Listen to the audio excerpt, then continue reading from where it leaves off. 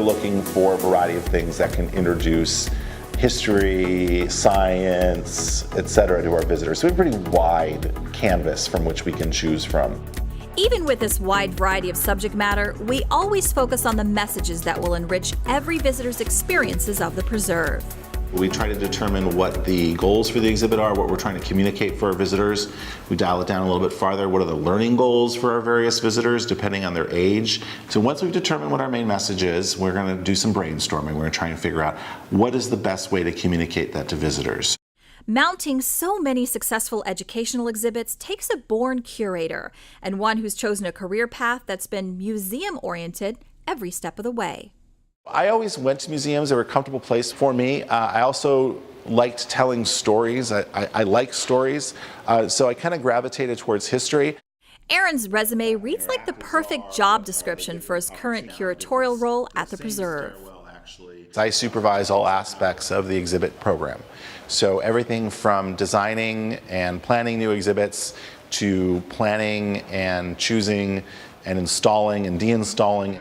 Even after an exhibit opens, though, we keep constantly monitoring and improving the way our guests get involved with it. A lot of times you put something on exhibit and you're pretty sure you think it's going to work, but then you watch people and they interact with it very, very differently. And then you have to make some changes, and that's just part of the organic process. Although we're recognized for our anchor exhibits in the Origin and Sustainability galleries, we're always excited about raising the expectations of our visitors for a constantly changing calendar of special shows. We realized very early on that we had to create a reason for visitors to come back, because we had realized that our bread and butter, so to speak, were locals. We're Las Vegas locals. So we wanted to create a variety of changing opportunities for them to see when they came back, as members or otherwise. And so the way that most museums do that are with traveling exhibits. We've already displayed an exceptional selection of dinosaurs, rainforests, chocolate, shipwrecks, and space exploration that will soon try to top with something even more unbelievably educational. We're going to have the Ripley's Believe It or Not exhibit that's going to look at the science of Ripley's Believe It or Not.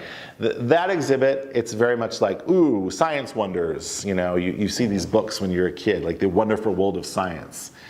That's basically what it's going to be. It will be connected through the idea of let's learn about what's behind these things.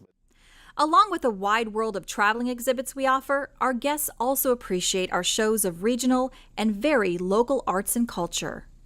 We did a Route 66 exhibit that played with the idea or the myth of Route 66, not the reality, but the myth of it. And that was really fun because we had about 6 or 7 different artists doing very different things. And one of our most eagerly anticipated and well-attended exhibitions is a collection made up entirely of the student works that have been honored with Scholastic Art and Writing Awards.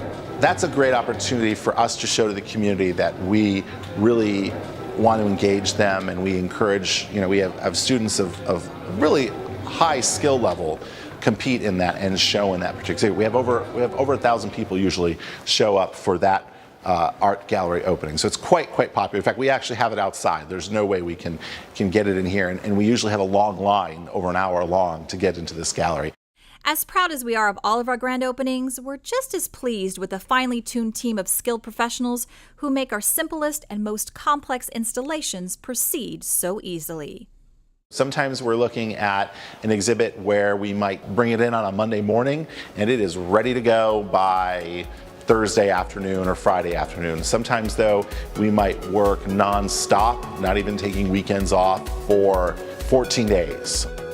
It may seem routine to do our museum duties this efficiently, but we still have many moments when we marvel at the gifts we're given to put on exhibit for you. So sometimes you never know what you're going to get with a box or even a truck until you open it up. It's like Christmas every day.